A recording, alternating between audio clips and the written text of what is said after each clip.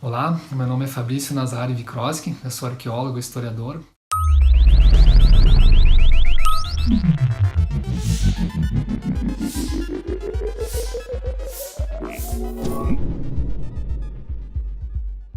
Eu tenho graduação em História, licenciatura pela Universidade Regional Integrada do Alto Uruguai das Missões e mestrado, doutorado e pós-doutorado em História pela Universidade de Passo Fundo. Atualmente eu atuo como docente colaborador, pesquisador e responsável técnico pelo Laboratório de Arqueologia da Universidade de Passo Fundo. A minha formação acadêmica está diretamente relacionada com a Polônia. Eu sou descendente de imigrantes poloneses que chegaram ao Brasil em 1890.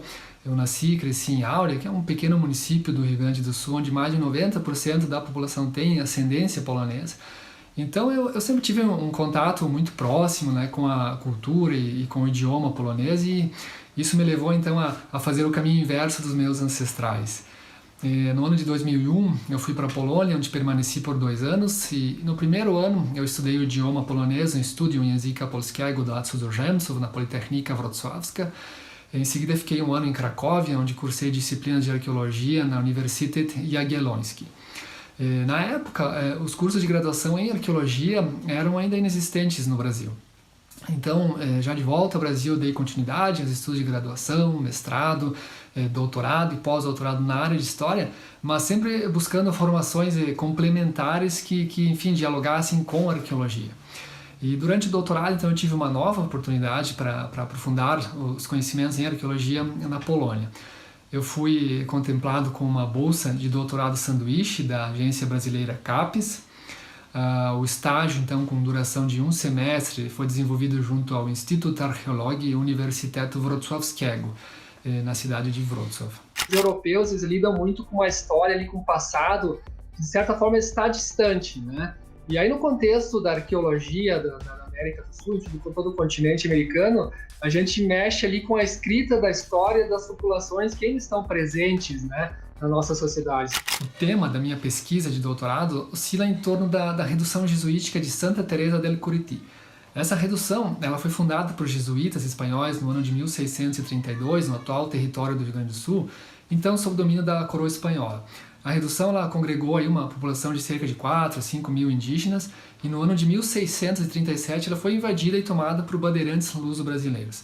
Os indígenas foram capturados e remetidos a São Paulo, onde foram comercializados como mão de obra escrava.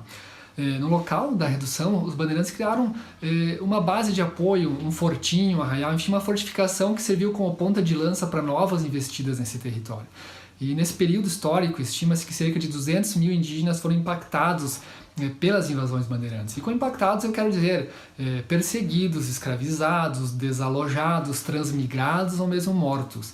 Então esses episódios relacionados com a presença de indígenas, jesuítas e bandeirantes no atual Rio Grande do Sul, eles tiveram repercussões nos séculos seguintes. Os reflexos, na verdade, são sentidos inclusive na sociedade atual. Esses povos fazem parte das nossas sociedades, contribuíram para a construção da sociedade, e aí ao desenvolver essa pesquisa arqueológica, a gente está fazendo essa escrita da história e ao mesmo tempo, digamos, conferindo um certo ar de oficialidade a essas versões, e que tem impactos, né? Impactos não só nessa história, mas em episódios atuais como as demandas territoriais, demarcações de terras indígenas. A minha abordagem é centrada na utilização de fontes históricas e arqueológicas. A minha universidade de origem, ela forneceu o aporte necessário para trabalhar então com os documentos históricos, enquanto o aporte arqueológico foi buscado na Polônia. A Uniwersytet Wrocławski, ela possui uma cátedra de arqueologia do Novo Mundo, coordenada então pelo professor Dr. Józef Sikulski. As pesquisas desenvolvidas pela instituição na América do Sul são altamente estimadas pela comunidade acadêmica internacional. Na Polônia, eu tive então contato com alunos, professores, pude utilizar a biblioteca da instituição e também participar de uma escavação arqueológica. Esse contato com a produção científica da Polônia a respeito da arqueologia da América do Sul, ele é importante porque ele nos permite ter 2 olhares analíticos e interpretativos sobre a temática investigada. E, além do mais, os sítios arqueológicos do período em questão, eles apresentam vestígios da cultura material daquela sociedade que fundiu elementos da cultura europeia com a cultura das sociedades indígenas, né? Então, um bom exemplo desse contato é a indústria oleira guarani, né? Os indígenas aldeados nas reduções, eles continuaram produzindo seus recipientes cerâmicos. No entanto, progressivamente eles passaram ali a incorporar algumas técnicas e elementos decorativos europeus que são elementos distintivos desse período.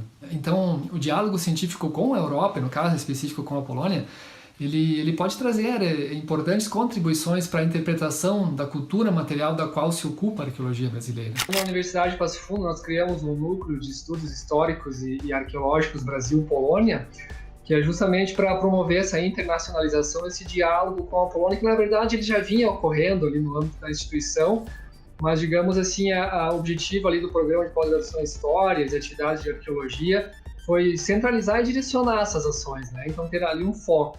Atualmente a Polônia é um país com uma economia expressiva, com esse sistema educacional de excelência que conta aí com 387 universidades e 224 institutos e centros de ensino e pesquisa.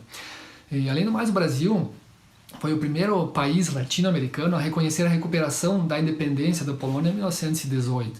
O país ele também abriga a terceira maior diáspora polonesa no mundo, né? Quer dizer, há um grande potencial aí de cooperação científica e cultural entre o Brasil e a Polônia.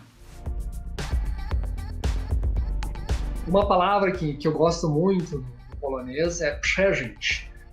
Na verdade é um verbo com sentido polissêmico. Ele muitas vezes é traduzido como superar, suportar, mas ele também pode ser empregado no sentido de experimentar, né, novas experiências, novas sensações.